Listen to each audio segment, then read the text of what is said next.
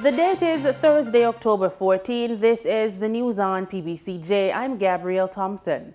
Residential customers should see a reduction in their electricity bills this month due to reduced fuel prices and an improvement in the foreign exchange rate.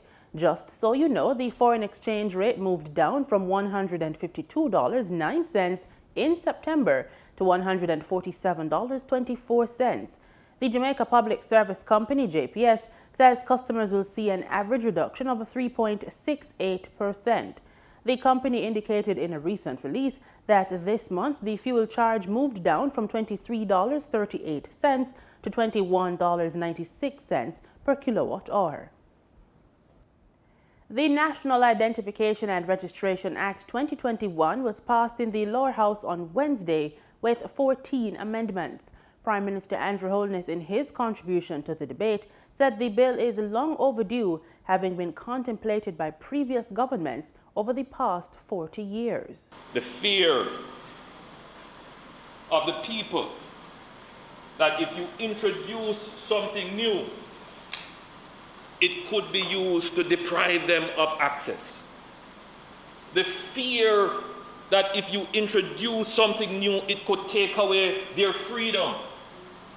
The fear that if you introduce something new that looks like it is going to give the government more power, then that power will be used to abuse you, and therefore you must oppose it, oppose it, oppose it. And it is always politically manipulated.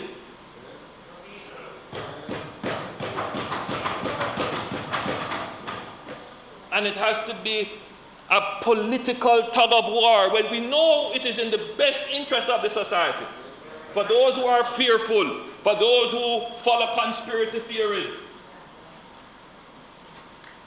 instead of us pulling together, those of us who know better, we use these fears for political benefit. The operations of the Joint Committee of Tertiary Education, JCTE, have been called into question. On Tuesday, Auditor General Pamela Monroe-Ellis tabled a report in Parliament questioning how almost $124 million allocated to the committee from the Education Ministry was spent between 2018 and 2020. On Wednesday, Acting Permanent Secretary in the Education Ministry, Dr. Grace McLean, was sent on leave for 70 days at the request of the Cabinet Secretary. In the meantime, former Permanent Secretary in the Ministry of Education, Dean Roy Bernard, has defended his management of the JCTE and has called the Auditor General's report baseless. State Minister in the Education, Youth and Information Ministry, Robert Morgan, is pushing for a new Child Care and Protection Act. Morgan, who has responsibility for child care and protection, says the ministry is working towards tabling a new legislation within the next 18 months. He was speaking in Parliament this week. I have a story of a mother actively and physically participating in her boyfriend raping her child. There's an incident where a staff at a child care facility beat a ward with a chair, and when the police asked the child why you never reported, him say, well, me used to them thing here, you know, so it used to happen in the yard, so me never expect say it would be different. This is why, Madam Speaker, recognizing the challenges in my constituency with children and child abuse, that with responsibility for children in the ministry and having children's homes in my constituency, we have pushed hard to bring forward the amendments of the Child Care and Protection Act. And I can say to you, Madam Speaker, I'm very proud to admit the 03 policy is ready and is at the AG's department. The Maxfield Park Center of Excellence Cabinet note is ready and is going to the AG. Amendments to Section 24 are ready to go to the AG. Amendments to the Child Care and Protection Act are ready. And Madam Speaker, I pause on this one because the Adoption Act is a 1958 Act. It was amended in 1982. The Adoption Act new policy is ready. The State Minister also updated the House on the developments at the Maxfield Park Children's Home in St. Andrew. Maxfield Park Children's Home is one of the most important homes in Jamaica. It has a history of success and abuse. As I said earlier, we have a cabinet note ready to submit to cabinet for the reform of Maxfield Park Children's Home. We just broke ground for a $117 million therapeutic center, but we want to make Maxfield a center of excellence. And as such, we're going to form a task force that is going to use Maxfield as a template as to what a modern childcare facility in Jamaica should be, so that we can extend it to other homes across the island. The Social Development Commission, SDC, has to pay almost $60 million in rental arrears dating back to 2002.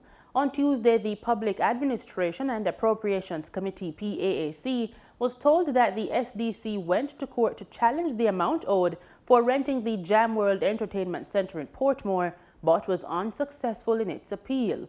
Dr. Dwayne Vernon, Executive Director of the SDC, told the committee that an agreement has been reached for the monies owed to be paid over 8 years. A claim was made against the SDC by Implementation Limited in 2002, had to do with rental of a property.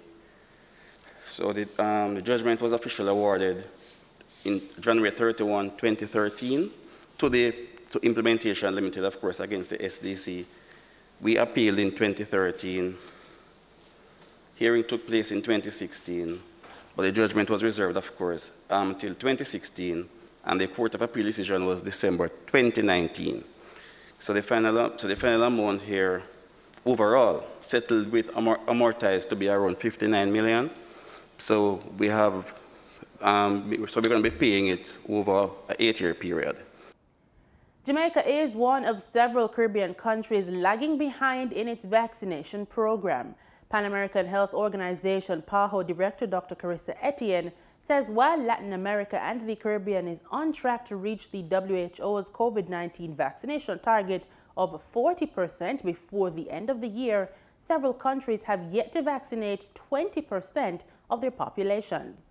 Pan American Health Organization PAHO Director Dr. Carissa Etienne says while Latin America and the Caribbean is on track to reach the WHO COVID-19 vaccine target of 40% before the end of the year, several countries have yet to vaccinate 20% of their populations. 6 countries in our region have yet to reach 20% of their populations. These are Jamaica, St. Lucia, St. Vincent and the Grenadines, and Haiti in the Caribbean, and Guatemala and Nicaragua in Central America. Across all these countries, vaccine availability due to unequal distribution of doses has been a central challenge. But many of these countries are facing their own unique barriers. In Jamaica, supply delays have gotten in the way. In Guatemala, shortages of syringes have delayed immunization campaigns. Dr. Etienne says as more vaccine doses are making their way to the region, countries must make the necessary preparations so these doses can be used as quickly as possible. We are working hard to accelerate vaccine deliveries to our region, including the COVAX procured and donated doses, especially for countries where coverage remains low. We are supporting Jamaica, Guatemala, and Nicaragua in finalizing preparations to receive COVAX and the bilateral shipments in the coming weeks. In the last few days, we fast-tracked the delivery of a total of 1.3 million doses that were donated by Spain, Germany, the United States of America, and Canada. These vaccines are being used to boost coverage in Honduras, Guyana, Argentina, and Jamaica. So now is the time to expand cold chains and invest in health systems, especially as financial institutions and donors alike have expressed their willingness to support countries to make these improvements. Calling on governments to train more personnel to answer patients' questions. Health workers are trusted sources of information for patients. So we encourage countries, especially those in the Caribbean, where vaccinations have been highly politicized, to train their health workforce at all levels. So they have all the information that they need to answer the questions of patients and to help them understand the benefits of vaccines. Dr. Etienne says that the trajectory of the pandemic remains highly uncertain, but periodic spikes in transmission will happen when public health and social measures slip or vaccine coverage dips. For the news on PBCJ, I'm Simone Absalom Gale. Rural women cultivating good food for all. That's the theme for the International Day of Rural Women, set to be celebrated on October 15.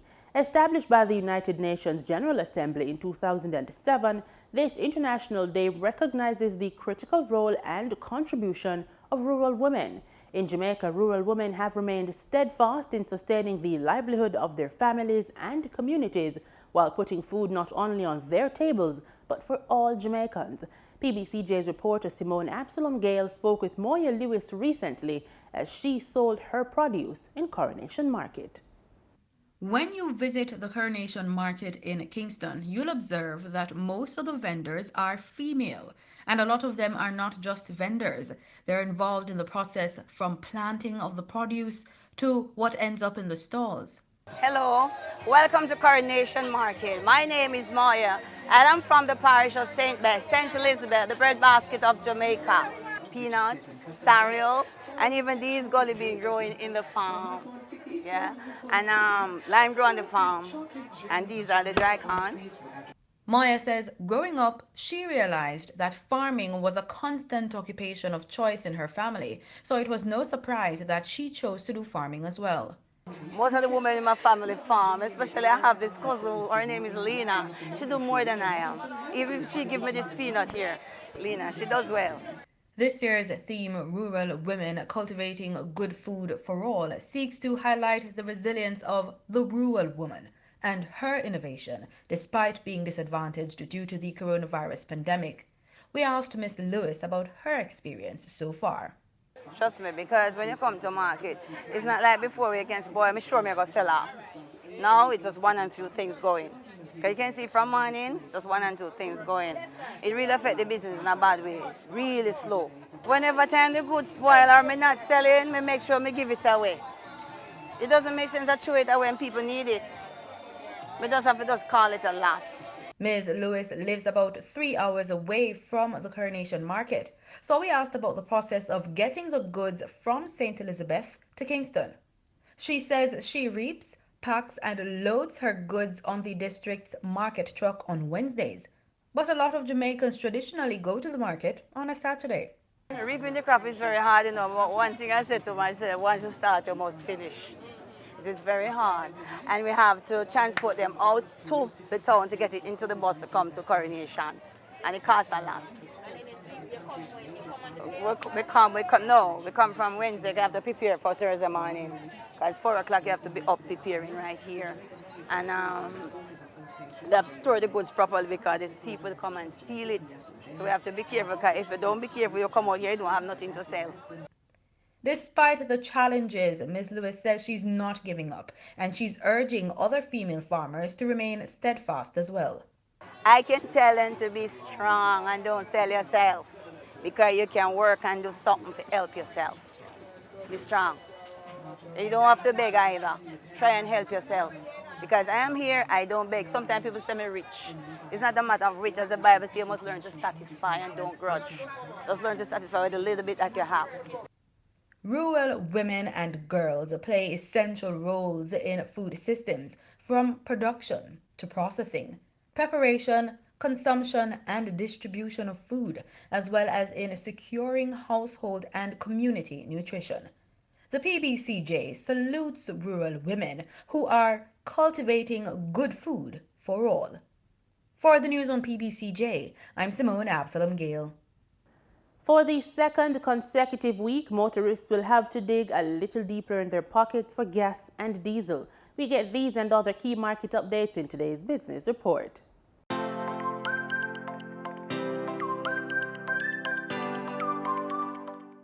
Effective Thursday, October 14, motorists should see an increase at the pumps in the prices of gasoline and diesel. 87 and 90 octane gasoline will be sold for $154.56 and $159.98 per liter respectively, up by $3.06 each. Automotive diesel fuel added $3.03 and will be sold for $155.08 per liter. Ultra-low sulfur diesel saw a price hike of $3.04 and will be sold for $159.53 per liter. Kerosene added $3.04 and will be sold for $132.82 per liter.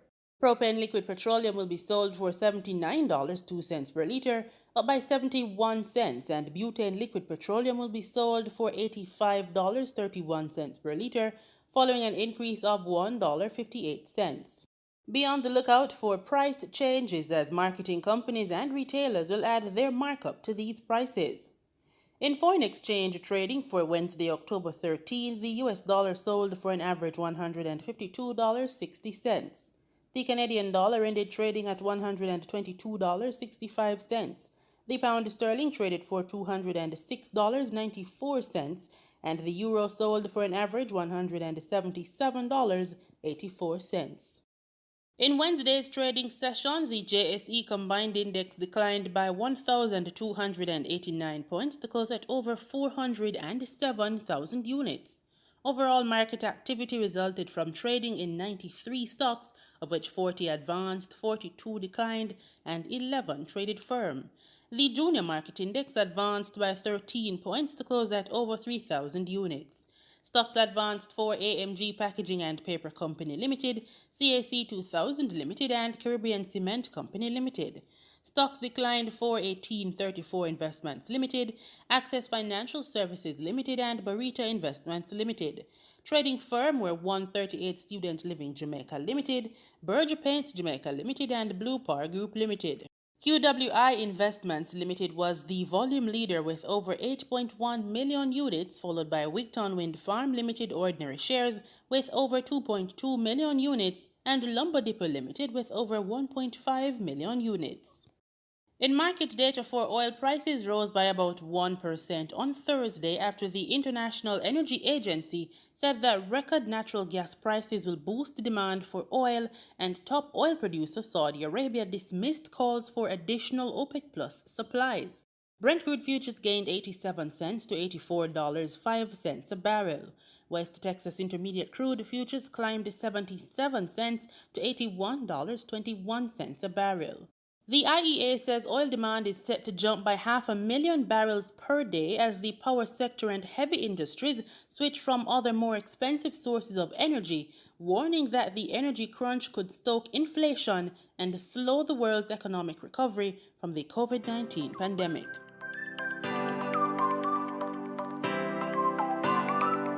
If you're in the mood for some authentic Italian pizza but jazzed with a Jamaican flavor, then come with us as today's culinary trails lead us to Pizzaland in Ligani.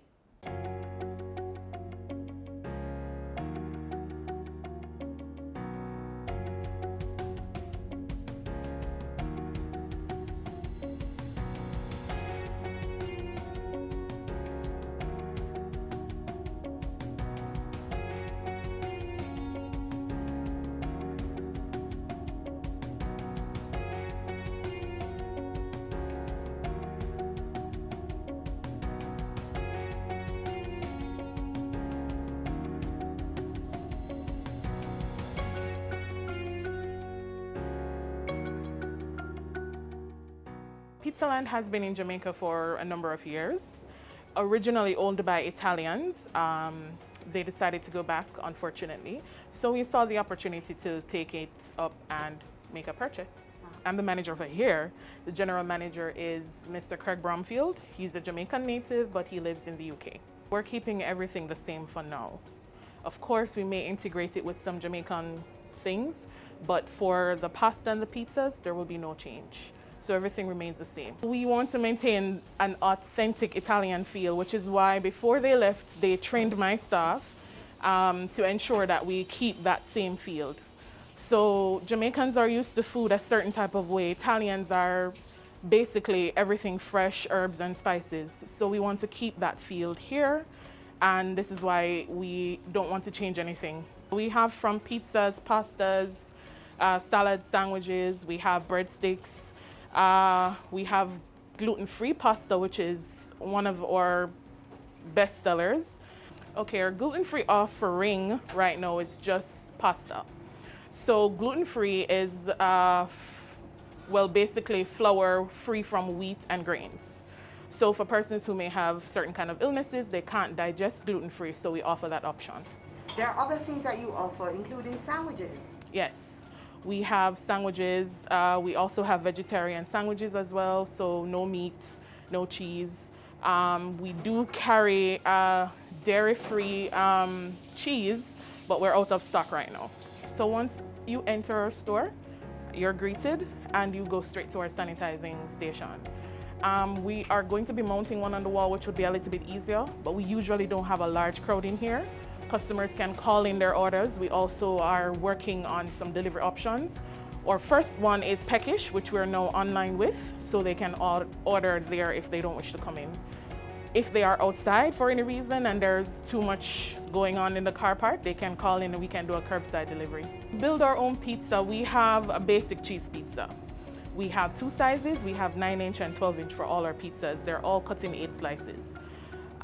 So our pizzas, we have from meat, vegetarian, and seafood. We also have 2 specialty pizzas that we do with barbecue sauce and Alfredo sauce instead of the regular marinara tomato sauce.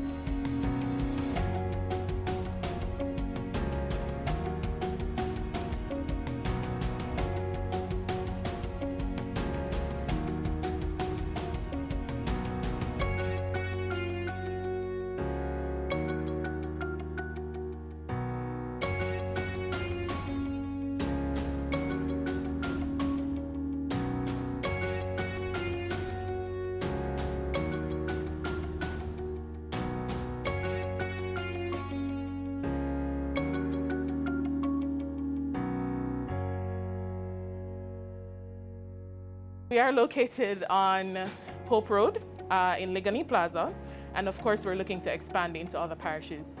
Pizzaland is an experience. You can't find Italy in Jamaica, and this is where you can get a piece of that.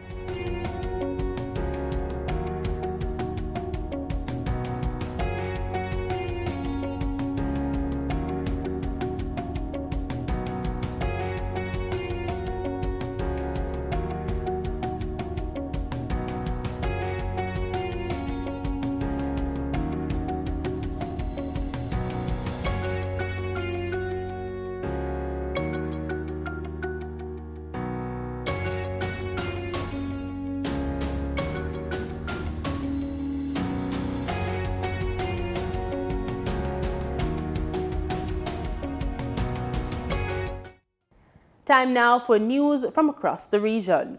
Overall crime in the Bahamas is down. This according to Commissioner of Police Paul Rowell, who revealed that crime against the person is up by more than 25%. He gave the latest statistics during a press briefing on Wednesday. Kyle Walkin of Our News has the breakdown. Preliminary figures indicate that overall, thus far, for 2021, crime decreased by 2%. Police Commissioner Paul Roll says the 2% drop in overall crime may seem insignificant, but it is a shift in the right direction in the fight against crime. However, crime against the person is up a whopping 26%. When it comes to homicides, there were 87 incidences investigated up to September 30th, 79 murders on New Providence, 6 on Grand Bahama, and 2 on the Family Islands. 67% of homicides are people between ages 18 and 35. 59% of the murders for the year were solved. One of the murders not solved, however, the Jerome Avenue massacre in April that left 6 men dead and a toddler fighting for her life. According to Roll, they have identified suspects, some of whom may have fled the country. I do believe that a couple of those individuals had skipped town, and at least one is already deceased. But we will find them. They'll have to come back home to nest. When they do, we'll be there waiting. Armed robberies are also up, with 317 incidents so far this year. Sexual offenses are down 13%. Crimes against property are down 7%, while house breakings are down 4% and cybercrime is down 29%. But it's been a busy year for officers so far, arresting over 13,800 people for major and minor offenses. Of that number, 5,713 have already been charged. Then there were the drug busts. 4,291 pounds of marijuana seized so far this year, 8,727 marijuana plants seized, in addition to the 855 pounds of cocaine. These drug seizures led to the arrest of 1,000 suspects, while 788 persons were charged and placed before the courts for drug-related cases. As for complaints against police, there was a 4% decrease. Of this number, 40 cases are currently under investigation. 40 cases involved a warning or civil action referral. 33 cases were unfounded. 22 cases are sub judice. 10 cases were withdrawn. 10 cases resulted in convictions, and 2 cases resulted in recompense. For Our News, I'm Kyle Joaquin. In sports, we kick off with football. Jamaica's Reggae Boyz clinched their first win in the CONCACAF World Cup final round qualifiers when they blanked hosts Honduras 2-0 on Wednesday. Playing in the Olympico Metropolitano Stadium in San Pedro Sula, Kimar found the back of the net in the 38th minute, while O'Neal Fisher scored the second goal in the 79th minute. Heading into the match, both teams were winless and in desperate need of points. The results now mean that the Boyz have 5 points and have switched their bottom of the group standing with Honduras to move to 7th. El Salvador is also on 5 points but are ahead of Jamaica on goal difference. USA and Mexico top the group on 11 points, followed by Canada on 10 points. Panama has 8 and Costa Rica 6 points. In other sporting news, Jamaican Olympians will soon benefit from a $50 million appreciation grant courtesy of the government. This was among a raft of relief allocations announced in the new supplementary budget by Finance Minister Dr. Nigel Clarke. Addressing Parliament on Tuesday, Dr. Clarke said the grant was necessary as the economics of athletics has also taken a blow from the COVID-19 pandemic. In this supplementary budget, Madam Speaker, despite the fact that we have to be focused on the COVID-19 pandemic, we can't forget that our Olympians made us very proud. And when you look at what has happened to the economics of athletics, when you saw the Diamond League, and you saw that the fastest woman alive, the second fastest woman ever, I think the fee for winning the Diamond League was something like $10,000, where normally that fee would be a much larger number. I've seen much larger numbers paid in previous years. And that is a person at the top of the food chain, at the very, very, very top, who gets that to win a race. And therefore, in the pyramid, the earnings have just dried up for our athletes. As a result, Madam Speaker, in recognition of the value of our athletes to Jamaica, an amount of $50 million in appreciation grants have been allocated to the Ministry of Culture, Gender, Entertainment and Sport for our Olympians.